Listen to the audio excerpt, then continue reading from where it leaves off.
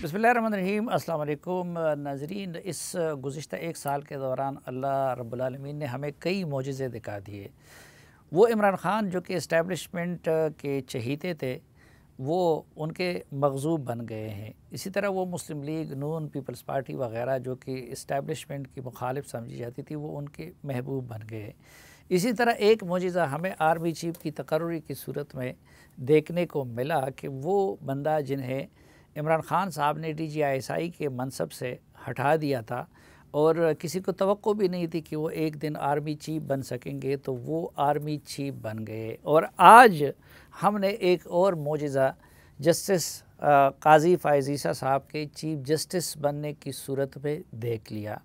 हम सब जानते हैं कि उस वक़्त की इस्टेब्लिशमेंट और इमरान ख़ान साहब और फिर शहज़ाद अकबर साहब और इसी तरह और बहुत सारे लोग ये मिल के और ख़ुद सुप्रीम कोर्ट के अंदर कुछ जजेस ने उनको हटाना चाहा, उनको रुख़सत करना चाहा और उनको फैज़ाबाद से मुतालिक जो फ़ैसला उन्होंने दिया था उनकी सज़ा देनी चाहिए।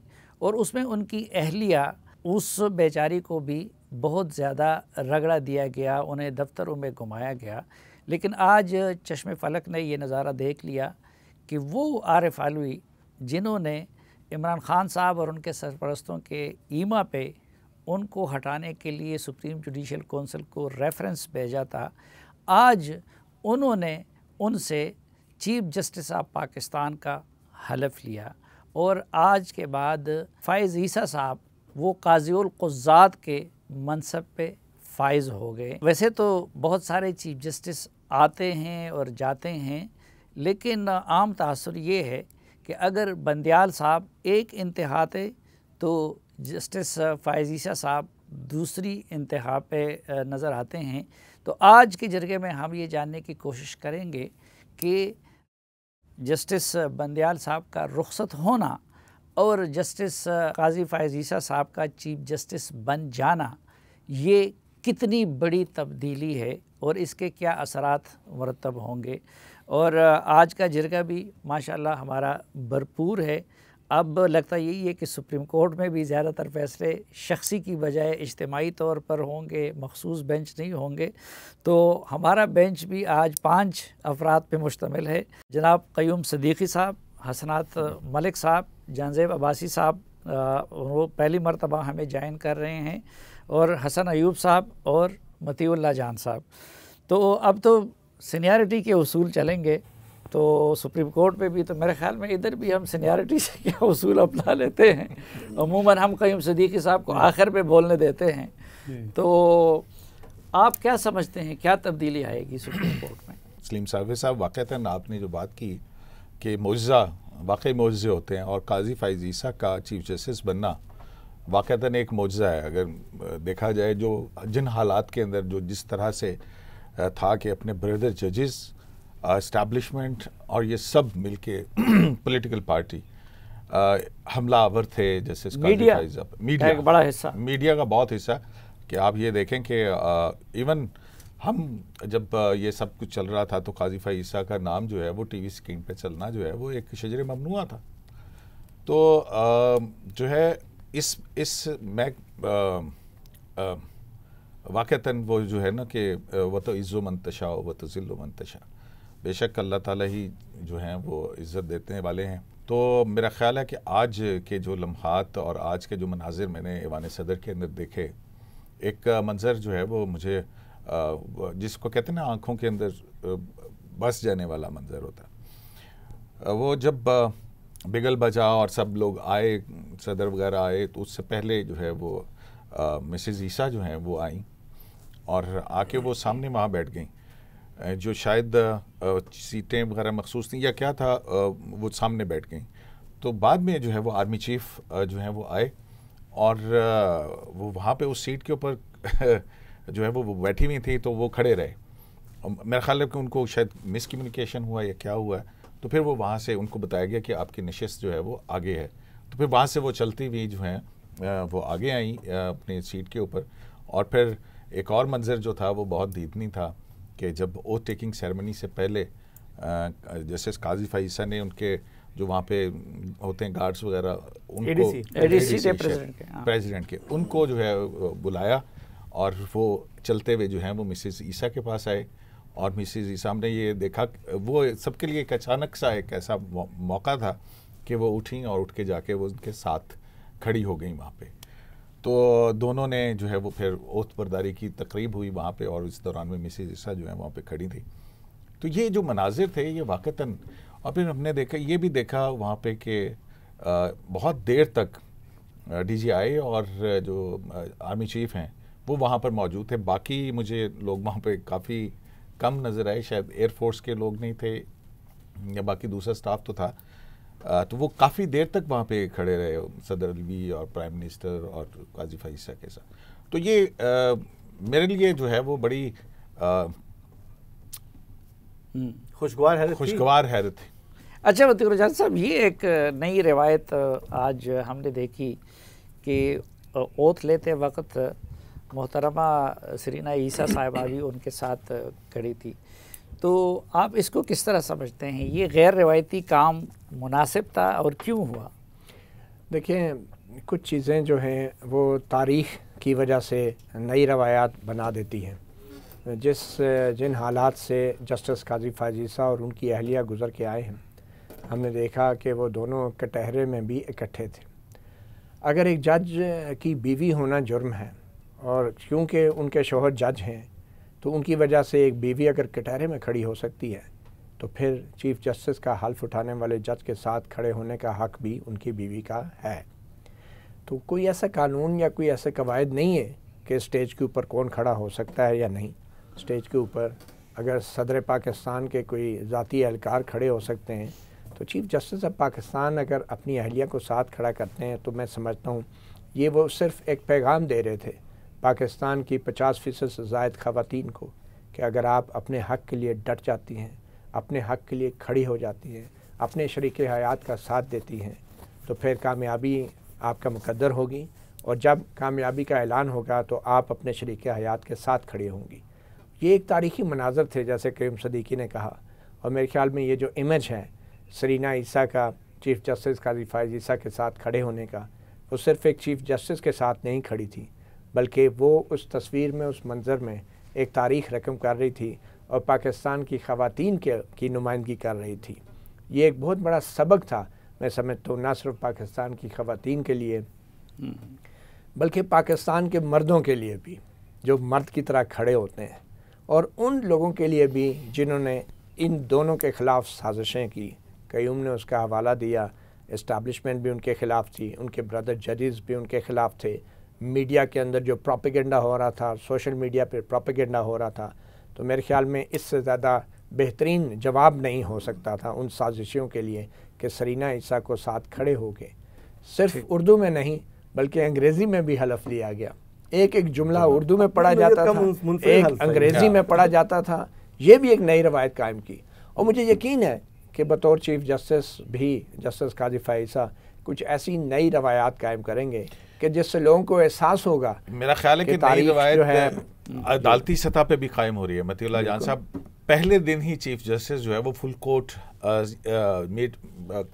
बैठ रही है। एग्जैक्टली पहले दिन ही फुल कोर्ट। पिछले 2 साल से लोग मिन्नतें कर रहे थे, और 2 साल से नहीं, जस्टिस आसिफ सईद खोसा के आखिरी दौर से, आसिफ सईद खोसा साहब का आखिरी दौर था, फिर गुलजार साहब का दौर गुजरा, फिर उमर अता बंदयाल साहब का सारा दौर गुजरा।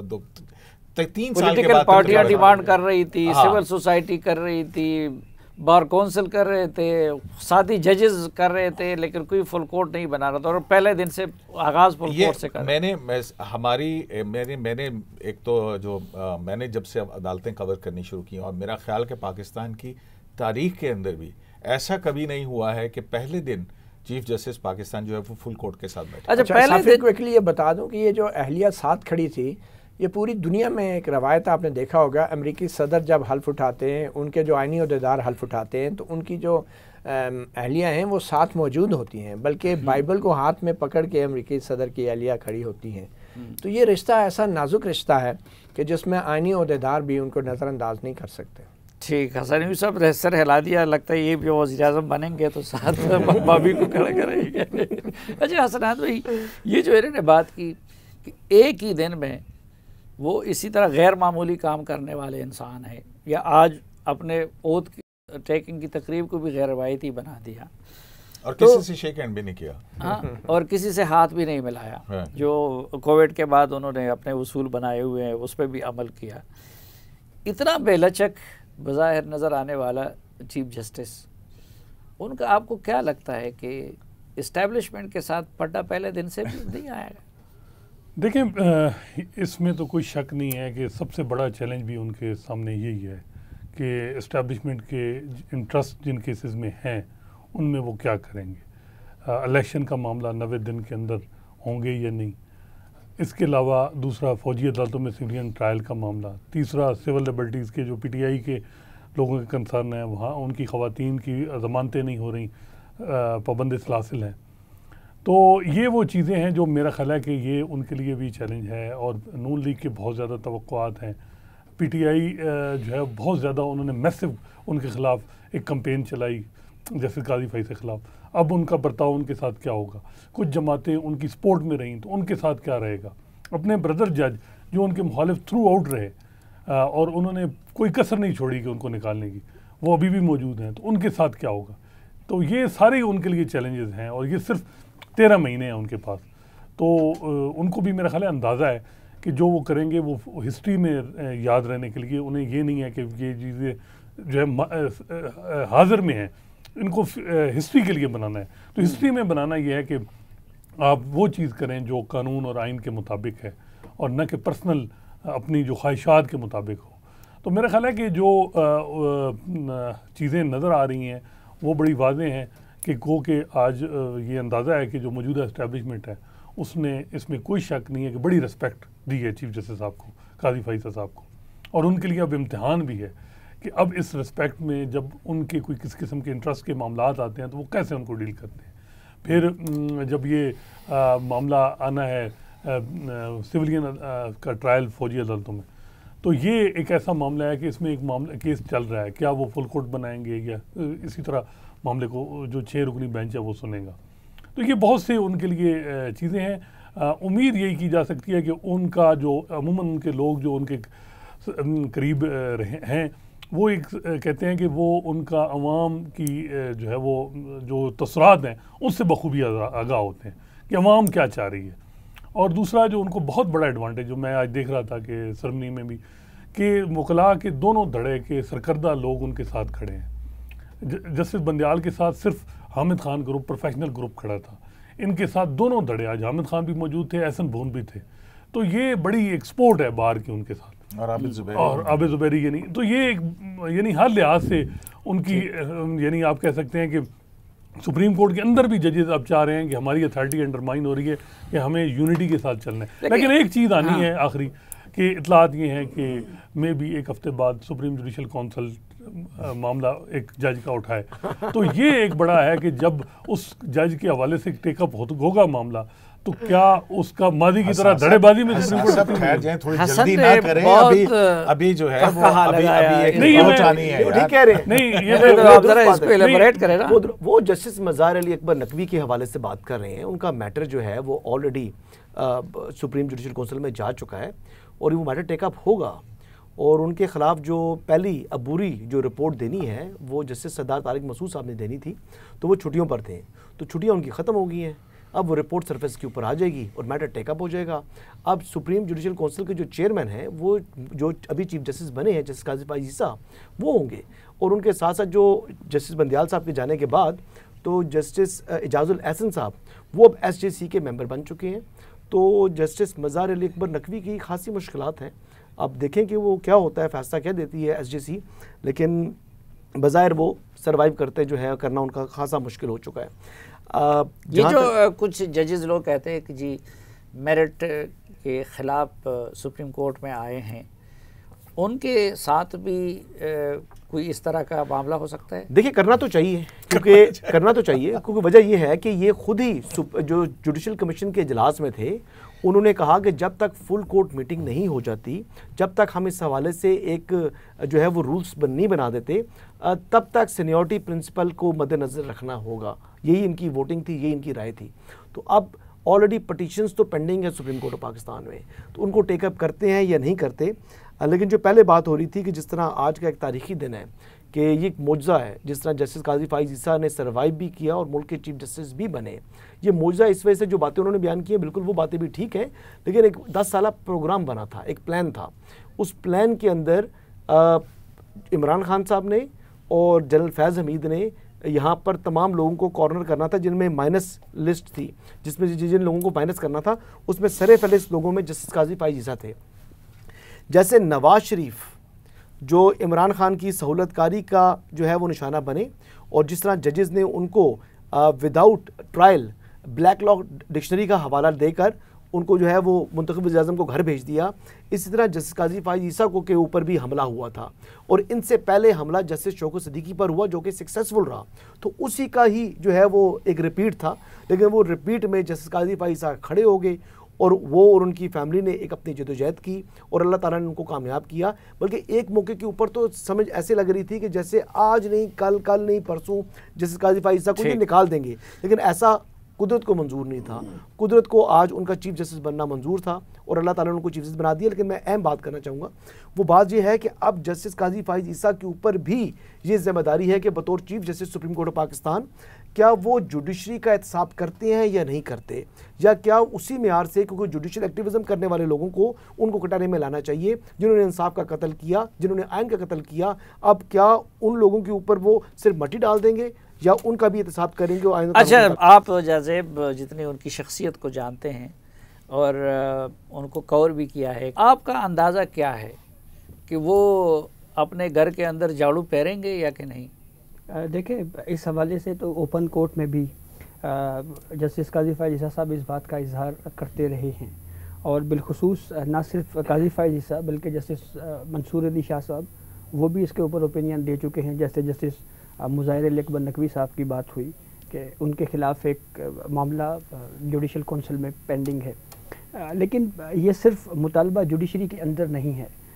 अब देखें कि हमारे यहाँ होता ये है कि एक मुंतखब वज़ीर-ए-आज़म को ख़याली तनख्वाह की बुनियाद के ऊपर डिस्क्वालीफाई कर दिया जाता है, लेकिन जब एक जज के ख़िलाफ़ कंप्लेंट आती है तो हमारा मुंसिफ़ आला अब उस जज को जिसके ख़िलाफ़ कंप्लेंट हो उसको साथ बिठा के कहता है कि मैं किसी को पैगाम दे रहा हूँ। तो इसी दौरे मेयार के ऊपर बहुत ज़्यादा जुडिशरी में क्रिटिसिज्म हुआ कि आपने एक वज़ीर-ए-आज़म को फांसी लगा दी, आपने एक वज़ीर-ए-आज़म को कंटेम्प्ट ऑफ कोर्ट में घर भेज दिया, आपने एक वज़ीर-ए-आज़म को ख़याली तनख्वाह के ऊपर डिस्क्वालीफाई किया और फिर उस नाअहली को ताहयात कर दिया। लेकिन जब आपके अपनी जजिस की बात आती है तो उस वक्त आप ये कहते हैं कि हम किसी को खामोश पैगाम दे रहे हैं। तो ये वो दोहरा मेयार है जिसके ऊपर जुडिशरी में हमेशा तनकीद होती रही है, और अब की बार ये लग रहा है कि जैसे मेरिट के ऊपर इन चीज़ों को डिसाइड किया जाना है। देखिए, पाकिस्तान बार कौंसिल भी इस मामले के ऊपर बारहा ये बात करती रही है कि जो कंप्लेंट्स सुप्रीम जुडिशल कौंसिल में आती हैं हमें ये नहीं बताया जाता कि उनका मुस्तकबिल क्या है, क्या डिसाइड हुआ नहीं हुआ। यहाँ पे पिक एंड चूज़ होती है। जस्टिस काजी फाइज़ ईसा साहब के ख़िलाफ़ रेफरेंस आया, जिस बर्क रफ्तारी के साथ उसको ट्रायल किया गया, और फिर जुडिशरी के अंदर से जस्टिस मुनीब अख्तर साहब का मैं वाज़े नाम लेना चाहता हूँ, उन्होंने जस्टिस काजी फाइज़ ईसा की अहलिया साहिबा से ओपन कोर्ट में सवालात किए, बदतमीजी की जी, ठीक है, बड़े सख्त लहजे में बात की, इस तरह से सवालात किए कि जैसे कोई किसी मुल्जिम से शायद कोई इंटरोगेट। तो यही मैं जानना चाहता हूँ कि आपका क्या अंदाज़ा है कि वो सुप्रीम कोर्ट की, हाई कोर्ट्स की बिलखुसूस तत्हीर करेंगे? देखिए, बिल्कुल करेंगे, और इसके लिए आप देखें कि जो जस्टिस सरदार तारिक मसूद साहब हैं, उनके पास ऑलरेडी जस्टिस मुज़ाहिर नकवी साहब के ख़िलाफ़ जो कंप्लेंट है उस पर ओपिनियन उन्होंने देना है। ठीक है, तो वो उसके ऊपर ओपिनियन देंगे और फिर उसके बाद इस पे प्रोसीडिंग आगे बढ़ेगी। ठीक, एक मुख्तसर सी ब्रेक, वापस आएंगे तो गुफ्तगू का सिलसिला यहीं से आगे बढ़ाएंगे। हमारे साथ रहिए।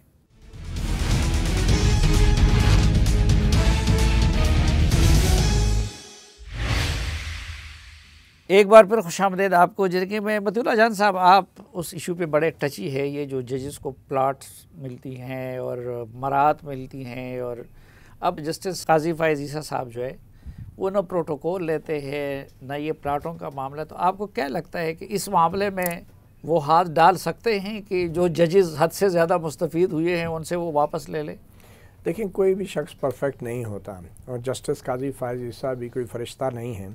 यकीनन उन्होंने तमाम मुराद को रद्द किया है प्लाटों के हवाले से अपनी ज़ात की हद पे, लेकिन वकला की जब रिहायशी कॉलोनी का केस उनके सामने आया था तो तमाम बाकी जजों की तरह उन्होंने भी इस बात की हिमायत की थी कि जो लैंड एक्विजिशन एक्ट है अंग्रेज़ों के वक्त का बनाया गया, जो कि पब्लिक पर्पस के लिए ज़मीनें एक्वायर हुकूमत कर सकती है, तो जो वकला की रिहायशी स्कीम है वो भी पब्लिक पर्पस में आती हैं। उस पर भी काजी फ़ाइज़ ने कहा था कि हाँ, वकला की भी जो रिहायशी स्कीम है उसके लिए ज़मीन एक्वायर की जा सकती है।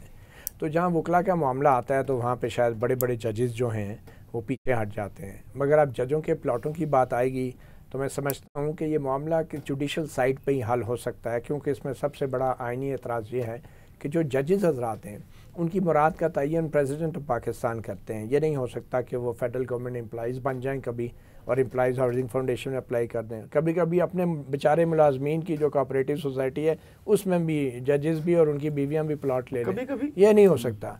तो मेरे ख्याल में इसको कहीं ना कहीं एक जुडिशल साइड के ऊपर एक फ़ैसले के ज़रिए इसका तयन होना ज़रूरी है कि क्या आला अदलिया के जजेस जो हैं वो प्रेसिडेंट की मंजूरी के बगैर इस तरह की सरकारी स्कीमों के अंदर एक एक दो दो तीन तीन प्लॉट ले सकते हैं या नहीं। और अगर ये सब कुछ लेते भी हैं तो मैं समझता हूँ एक बहुत बड़ी चीज़ जो एक बतौर चीफ जस्टिस वो कर सकते हैं कि वो ये तमाम मालूमात जो हैं, ये एम्प्लॉयज़ की कोऑपरेटिव सोसाइटी की मालूमात कि किस जज ने कितनी उनकी बीवियों ने, मेरा मतलब है किस किस ने उन्होंने ये कितने प्लॉट लिए हैं, ये मालूमात वेबसाइट पर डाल दें, उनके असासों की मालूमात वेबसाइट पर डाल दें। और जस्टिस काजी फ़ाइज़ साहब वाहिद जज हैं जिन्होंने अपने असासे वेबसाइट पर डाले हुए, तो अगर इतनी ट्रांसपेरेंसी भी वो क्रिएट कर दें तो मेरे ख्याल में ये भी एक पब्लिक सतह के ऊपर एक बड़ी अकाउंटेबिलिटी हो जाएगी जजों की। मगर इस मामले के ऊपर जाना बहुत ज़रूरी है। अब जितना डैमेज अदलिया की सुप्रीम कोर्ट की रेपुटेशन को बंदयाल साहब, साकिब निसार, आसिफ खोसा और गुलजार अहमद साहब के दौर में हो चुका है, उसके रिपेयर करने का वाहिद तरीका ये है कि जजेस के ने जो सुप्रीम कोर्ट ने जो फ्रीडम ऑफ इंफॉर्मेशन एक्ट के तहत शहरियों को मालूमात देने से इनकार किया हुआ है और इस्लामाबाद हाई कोर्ट में उन्होंने दरख्वास्त डाल दी है, सुप्रीम कोर्ट ने हाई कोर्ट में दरख्वास्त डाल दी है, वो वापस लें और ये तमाम मालूमात जो भी शहरी सुप्रीम कोर्ट के बारे में मांगते हैं, मेरे ख्याल में जस्टिस काजी फ़ाइज़ को चाहिए कि वो तमाम मालूमात वेबसाइट पे जो है उनको डाल देनी चाहिए। और इससे ये है कि अदलिया की इज़्ज़त और वक़ार में इजाफा होगा। और जो एतराज़ कर रहे हैं अगर 2 प्लाट हैं 2 डाल दें, 3 प्लाट हैं 3 लिख दें, 6 प्लाट हैं 6 डाल दें, जो बेच चुके हैं वो भी जो हाँ बिल्कुल अपने असासे लेते हैं, बेच देते हैं। देखें अपने असासे ज़ाहिर लेते करें। हैं, बेच नहीं, आपका क्या ख्याल है कि जिन चीज़ों पे खुद फ़ाइज़ ईसा साहब अमल कर रहे हैं वो दूसरों से अमल करवा देंगे इस पे? ये तो देखिए टेस्ट है, एसेट्स के लिहाज से प्रोटोकॉल डालने के जजेस से हवाले मुतल्लिक मैं 100% तो नहीं कह सकता, करना चाहिए असूली तौर पर। अगर मेयार उन्होंने अपनी ज़ात के लिए रख ली है तो वही मेयार वो अपने ब्रदर जजेस के लिए रखना चाहिए उनको। अभी देखते हैं कि देखिए काफ़ी तो इम्तिहान स्टार्ट हुआ है उनका, जजेस की अकाउंटेबिलिटी क्या कर पाएंगे, ये चैलेंज है उनके लिए। देखिए जिस कहना बड़ा आसान होता है, करना बड़ा मुश्किल होता है। अब अमली तौर के ऊपर वो कर पाते हैं नहीं कर पाते, क्या कोई मसलियत उनके रास्ते में आती है, ये अब देखना है। क्योंकि देखिए I am sorry Hasan, sorry to cut you, ये चीफ जस्टिस ने अकाउंटेबिलिटी नहीं करनी, ये आइन ने करनी है, आइन ने करनी है और अदालती फैसलों के जरिए होनी है, जुडिशल काउंसिल के जरिए होनी है। चीफ जस्टिस काजी फ़ाइज़ ईसा के पास कोई अख्तियार नहीं है, अकेला तो नहीं है लेकिन उसको इनिशिएट कर सकता है, प्रोटेक्ट तो कर लेता है। मेरा ख्याल है बुनियादी सिमत तो कल का फुल कोर्ट मुतय्यन कर देगा। तो वो उसका एजेंडा क्या है और क्या कोई एजेंडा नहीं, एजेंडा नहीं, फुल कोर्ट नहीं, ये फुल कोर्ट है। जो हमारी इतलात हैं उसके मुताबिक ये वो फुल कोर्ट मीटिंग नहीं है जो बंद कमरे के पीछे जजेस के दरमियान में होती है या चाय की प्याली पे होती है। ये फुल कोर्ट एक मुकदमा सुनेगा और वो मुकदमा है प्रैक्टिस एंड प्रोसीजर एक्ट का, जिसमें जजेस की कमेटी ने बेंचेस की तश्कील करनी थी 184(3) के हवाले से भी, और फिर अगर कोई आइनी मुकदमा सामने आना था तो वो आइनी मुकदमे के लिए एक कम से कम 5 रुकनी लार्जर बेंच जो है सीनियर जजेस पर मुश्तमिल, उसने सुनना है। फिर अपील और फिर उसमें एक अपील का हक है। दूसरा अपील के हक के लिए 30 दिन का उसमें दिया गया था कि अगर 184(3) से कोई मुतासरा शख्स है तो वो 30 दिन के अंदर अपील दाखिल कर सकता है। तो अब इसमें ये बड़ी देखने वाली बात होगी कि अगर स्टे वेकेट होता है, ये देखना है कि कल जो है वो उसमें क्या होता है। अगर स्टे वेकेट होता है तो इसका मतलब होगा कि प्रैक्टिस एंड प्रोसीजर एक्ट जो है वो 20 अप्रैल से नाफिजुल अमल हो गया। तो जब 20 अप्रैल से नाफिजुल अमल हो गया तो 20 अप्रैल के बाद 184(3) के बिलखुसूस बनने वाले बेंचेस और उनके फैसले उनकी तकदीर जो है वो इसके हतमी फैसले के साथ जुड़ जाएगी। तो ये एक कल का जो है वो बड़ा जो बंदयाल जूरिस्प्रूडेंस था, ये उस हवाले से कल की प्रोसीडिंग जो है बहुत अहम होगी। Doctrine of past and close transaction तो नहीं अप्लाई हो जाएगा? एक मिनट ठहर जाए ना, अभी ठहर जाए आप। उसमें पास्ट एंड क्लोज ट्रांजैक्शन वाली बात और है, लेकिन अगर मुशर्रफ को सजा देने वाली अदालत ही इस बुनियाद के ऊपर कि वो प्रॉपरली कॉन्स्टिट्यूटेड नहीं थी, उड़ा दी गई थी, वो भी केस जो है वो पड़ा हुआ है सुप्रीम कोर्ट के अंदर। तो ये एक बहुत बड़ा सवाल है कि अगर एक अदालत, यानी हम यहाँ 5 जो अब तक हुए, अगर प्रैक्टिस एंड प्रोसीजर एक्ट जो है वो वैलिड लॉ डिक्लेयर होता है, तो फिर उसके बाद 184(3) में जो बंदयाल साहब ने, इजाजुल एहसन साहब ने, मुनीर अख्तर साहब ने मिलके जो फैसले किए हैं, उनकी वही हैसियत होगी जैसे हम 5 मिलके कोई एक फैसला करते हैं। अच्छा, इसको हम टेक्निकल जुबान में कोरम नॉन जुडिस बोलते हैं कि हमारा किया हुआ फैसला तो नहीं, वो तो एक अदालत, वो भी प्रॉपरली कॉन्स्टिट्यूटेड। ये हसनात कौन कौन से केसेस है कि जो उस सूरत पे मुतासिर होंगे, और क्या फिर वो फैसले नहीं रह जाएंगे इस दौरान जो बेंचेस ने किए हैं? सबसे ज़्यादा अहम तो ये नैब लॉ अमेंडमेंट वाला है। इसमें स्पेशल बेंच बना था और जस्टिस मंसूर अली शाह ने बार बार कहा चीफ जस्टिस उमर अता बंदयाल को कि फुल कोर्ट बना दें ये मामला। अगर ये कानून जो है अपहेल्ड हो गया तो इस फैसले की क्या हैसियत होगी, तो ये है मामला। इसके अलावा रिव्यू का जो कानून इन्होंने स्ट्राइक डाउन किया है, जो स्कोप बढ़ाया था, उसमें भी जस्टिस बंदयाल साहब ने 3 रुकनी बेंच अपने हम ख्याल जजेस का, उसी ने स्ट्राइक डाउन किया है। वो मामला भी जो है वो उसमें आ सकता है। तो मेनली ये 2 फैसले हैं, क्योंकि 13 अप्रैल से आप कह सकते हैं कि अब तक के 2 बड़े 184(3) के केसेस हैं। लेकिन वो जो एक्ट है supreme court practice and procedure act, वो हर मैटर पे है। वो तो ऑर्डिनरी केस भी जो है वो कमेटी की मर्जी से लगना है और बेंच बनना है। तो कोई काम भी बंदयाल साहब ने सारे काम स्टे से चलाए। तो ये देखना होगा कि किस तरह फिर सुप्रीम कोर्ट करती है। क्या पता उसको लीगल कवर दे देगी या वो कहेगी कि ये फैसले जो ठीक नहीं है। ये अब सुप्रीम कोर्ट में देखना होगा। 2 ओपिनियन इसी वजह से कि वहाँ तकसीम होगी इस मामले में, ऐसी बात नहीं है कि वहाँ नहीं होगी, और रेजिस्टेंस भी काजी साहब को आएगी।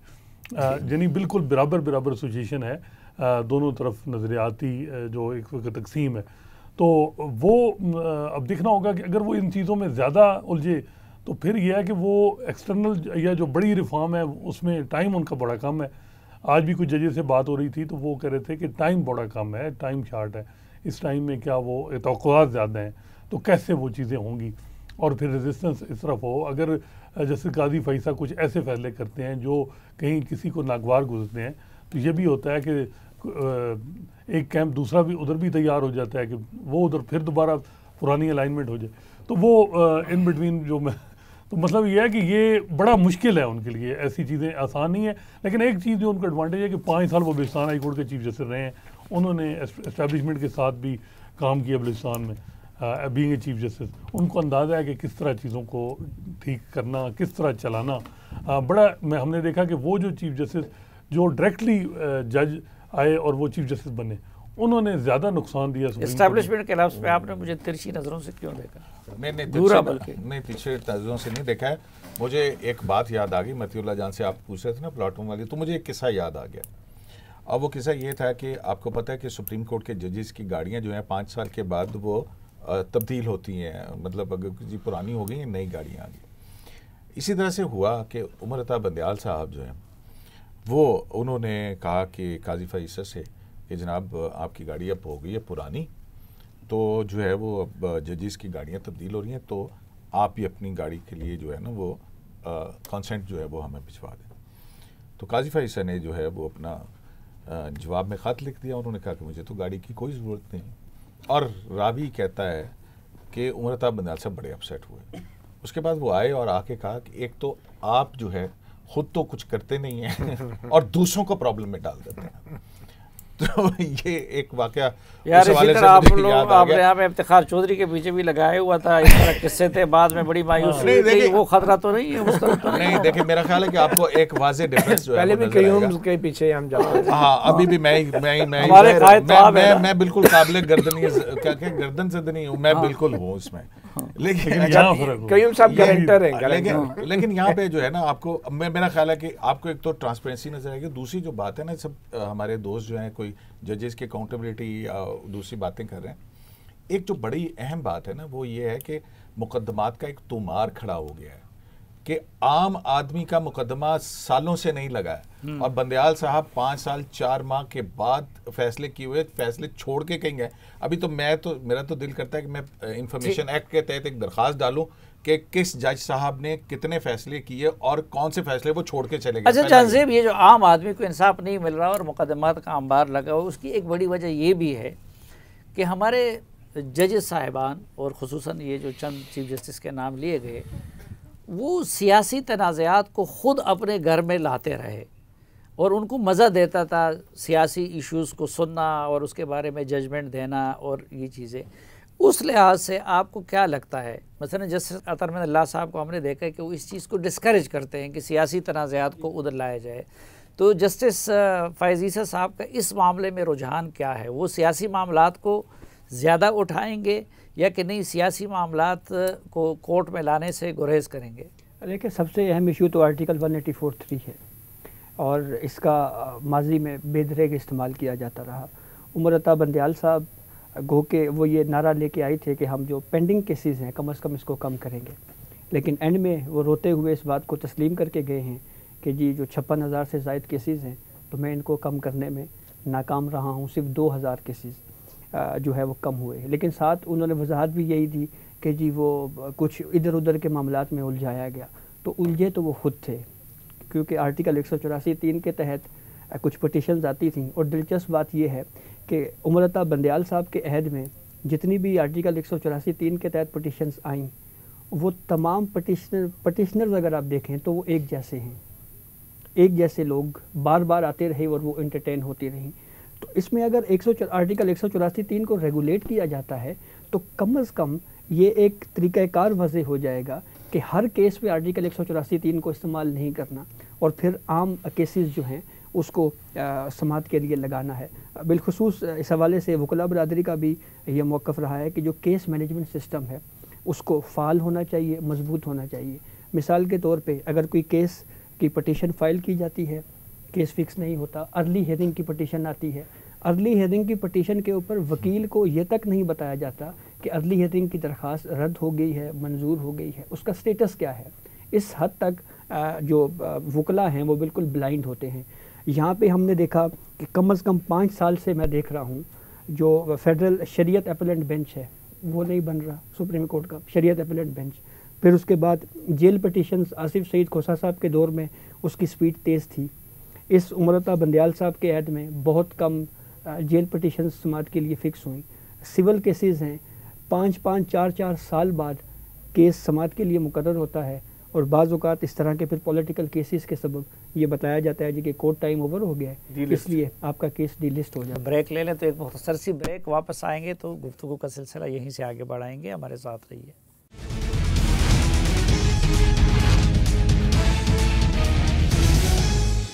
एक बार फिर खुशामदीद आपको जिरगे में। हसन अयूब साहब, ये जो इससे पहले भी इन्होंने जिक्र किया कि आर्मी चीफ तो खैर रूटीन में भी इस तरह की तकरीबात में एक मामूल होता है उनकी शिरकत, लेकिन आज हमने देखा कि DGI भी अपनी फैमिली समेत उधर शरीक थे, तो इस्टेब्लिशमेंट की तरफ से तो ये एक बिल्कुल बड़ा वार्मली वेलकम किया गया है। हाँ, लेकिन जो काजी साहब जितना कॉन्स्टिट्यूशन के साथ उनकी कमिटमेंट है और दूसरी तरफ गुज़िश्ता चंद सालों के दौरान और अभी तक जितनी स्पेस अपने लिए ज़्यादा से ज़्यादा इस्टेब्लिशमेंट ने ऑक्यूपाई की है, तो आपको नहीं लगता कि टकराव आएगा? मुझे नहीं लगता टकराव नहीं आएगा, क्योंकि जो पहली इस्टेब्लिशमेंट थी जिसके साथ उनका टकराव था वो इस्टेब्लिशमेंट का 10 साला मंसूबा जो है वो नाकाम बना दिया, अल्लाह ताला ने, मौजज़ा हो गया। तो अभी जो मौजूदा इस्टेब्लिशमेंट है मेरा नहीं ख्याल कि ना वो इतनी एग्रेसिव है और ना वो इस तरीके से जो है वो आइन और कानून की खिलाफ वर्जी खुलम खुला करने वाली है। जिन्होंने आइन और कानून की पासदारी करनी थी उसकी पासदारी का हलफ उठाया था, जिन्होंने इंसाफ देना था, उन लोगों ने अपना काम नहीं किया। मैं सिद्दीकी साहब से पहले पूछना चाह रहा हूँ, अब ये बताइएगा कि सिद्दीकी साहब वो कौन सी रियासत मदीना का मुनसफ था जिसने रिमांड के दौरान एक जो है एक्यूज़ को, एक मुलज़म को वज़ीर-ए-आज़म के प्रोटोकॉल में सुप्रीम कोर्ट ऑफ पाकिस्तान के जजेस गेट से बुलवाया और जब वो कबरा अदालत में दाखिल हुआ उसे कहता है good to see you and welcome Khan साहब। ये कौन सी रियासत मदीना का मुंसफ था? उस मुंसफ का नाम बता दें। पहली है उमर अताब बंदियाल। नहीं उस वक्त तो लेकिन मेरी भी मुबैना रियासत मदीना खत्म हुई थी। अब ये जो है ना इसने शरारत की है, ये जिस तरफ मुझे लेके गया है ना, अब वो बहुत ज़्यादा आपने बड़ी दकीक किस्म की गुफ्तगू की है, तो थोड़ा सा एक लाइटर वे के अंदर भी आप इसको चीज़ को देखना। बंदियाल साहब का जिक्र आया तो उनका जिक्र जो है एक और जिक्र के बगैर नामुकम्मल सा लगता है। मैं ये सोच रहा था आज जब काजी फाइज ईसा जो हैं उनके साथ मिसेस रीना ईसा खड़ी हल्फ ले रही थी और आपने भी कहा कि वह तो इज़्ज़ो मंतशा तो वह तज़िल्लो मंतशा, तो मैं ये सोच रहा था कि बंदियाल साहब की सास जो हैं उन्होंने जब ये देखा होगा तो क्या कहा होगा राफिया को, राफिया हाय राफिया, मिसेस ईसा कितनी स्टनिंग लग रही थी, देखो ना कमबख्त हमें तो मौका ही नहीं मिला। बेगम महाजबीन नून साहिबा, बेगम महाजबीन नून साहिबा जो है उनका केस उस रियासत मदीना के मुंसफ ने उससे रिक्यूज नहीं किया। उनकी खुशदामन थी, उनकी सास थी, उन्होंने कहा नहीं ये अदलिया की आज़ादी पर हमला है अगर मैं अपनी सास का केस ना सुनूं तो।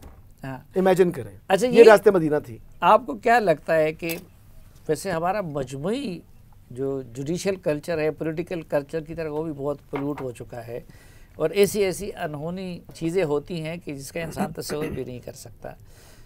ये जस्टिस साहब के आने का क्या आप समझते हैं कि हाई कोर्ट्स और लोअर जुडिशरी पे भी कोई फ़र्क पड़ेगा? देखिए, इससे पहले आपने हसन अब्बास से एक सवाल किया। हसन अय्यूब मती भाई मती भी ज़्यादा हो गए। मती 5 गिलास पानी पी के बैठा है। आज टाई का असर हो गया। आप हसन अय्यूब साहब से जो आपने सवाल किया वो मेरे ख्याल में आपको मुझसे भी करना चाहिए था।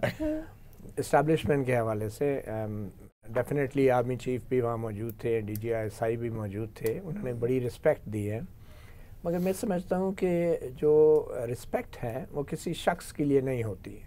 रिस्पेक्ट आइन के लिए होनी चाहिए, आइन के ओहदेदारों के लिए होनी चाहिए और पर्सनल रिस्पेक्ट मैटर नहीं करती जब आपने हल्फ उठाया। और मुझे यकीन है आर्मी चीफ ने भी और ISI चीफ ने भी एक हल्फ उठाया हुआ आइन का दिफा करने का। तो ये डिपेंड करता है कि सुप्रीम कोर्ट के फ़ैसलों को और आइन के मुताबिक जो शहरी आज़ादियाँ हैं उनके हवाले से आर्मी चीफ और ISI चीफ जो है वो कितना रिस्पेक्ट देते हैं। मेरे ख्याल में ये बात तो हमें करनी भी नहीं चाहिए एक आइनी और जमहूरी मुल्क में कि आर्मी चीफ ने रिस्पेक्ट दी है या नहीं दी, सलूट किया है या नहीं किया। ये उनकी ड्यूटी है, ये उनकी ज़िम्मेदारी है और ना ही हमें ये ड्यूटी निभाने पे उनका शुक्रिया अदा करना चाहिए, ना ही हमें इस बात पे खुश होना चाहिए कि उन्होंने इतना टाइम दिया है। तो बहुत सी जो चीज़ें हैं हमें इस जाविये से नहीं देखनी चाहिए। हमने ये देखना है कि जो सुप्रीम कोर्ट के फ़ैसले हैं, जो हाई कोर्टों के फ़ैसले हैं, जो ऐसे बहुत सारे मुकदमात हैं जिनका बराह रास्त जिनमें इल्ज़ाम इस्टेब्लिशमेंट पे है, इंटेलिजेंस एजेंसियों के ऊपर है, अगर वो उन फ़ैसलों का एहतराम नहीं कर रहे, अगर उन सुप्रीम कोर्ट के फ़ैसलों का और आइन के अंदर शहरी आज़ादियों का एहतराम नहीं हो रहा, तो फिर ये ज़ाती तौर पे रिस्पेक्ट देने की कोई अहमियत नहीं है। अच्छा, वक्त और ये कशीदगी यकीनन होगी बिल्कुल होगी, क्योंकि मैं समझता हूँ बहुत सारे ऐसे पेंडिंग मामले वक्त हमारा खत्म है, तो आप भी हाई कोर्ट के इस हवाले से टकराओ, उनको तो यकीन है कि टकराव होगी। मेरा ख्याल नहीं होगा। देखिए मेरा ख्याल है कि काजी फैसल साहब हिंदुस्तान हाई कोर्ट में अगर तो आइन और कानून को रिस्पेक्ट करेंगे तो कोई टकराव नहीं होगा। वही बात है कि मेरा ख्याल है कि काजी फैसल जो है वो उन्होंने काम पहले भी किया है, तो बज़ाहिर जो आप कह सकते हैं नियर फ्यूचर में तो नहीं लग रहा टकराव। अच्छा, वो चूँकि मतीउर जान साहब ने अपने महबूब मौजू का जवाब दिया, तो वही सवाल मैं आपसे पूछना चाहूँगा, क्या हाई कोर्ट्स और लोअर जुडिशरी पे भी कोई फ़र्क पड़ेगा? जी बिल्कुल पड़ेगा, और इससे जुडिशरी जब सुप्रीम कोर्ट लेवल के ऊपर अगर मजबूत होगी तो उसका अल्टीमेटली असर जो है वो हाई कोर्ट्स और लोअर जुडिशरी के ऊपर भी आता है। और इस हवाले से जहाँ पे ये बात हो रही थी कि क्या टकराव होगा तो नहीं, तो एक कमेंट मैं भी करना चाह रहा हूँ। जैसे हसनात मलिक साहब ने पहले कहा कि इस हवाले से टकराव की कैफियत तो हो सकता है पैदा हो, जैसे मती साहब ने कहा, लेकिन इंटरनली अगर जुडिशरी मजबूत हो, स्ट्रॉन्ग हो, तो फिर इससे कोई फ़र्क नहीं पड़ेगा। बहुत शुक्रिया आप सबका नाजरीन, इस दुआ के साथ कि ये मुल्क हकीकी मानों में आइन के मुताबिक चलें, इस मुल्क में हकीकी मानों में आवाम की राय का एहतराम हो, और इस दुआ के साथ कि जस्टिस काजी फ़ाइज़ ईसा साहब से जो तवक्कुआत, नेक तवक्कुआत लोगों ने वाबस्ता की हैं, उस पे वो पूरे उतरे। आज के जगह से इजाज़त चाहता हूँ। अल्लाह हाफ़िज़।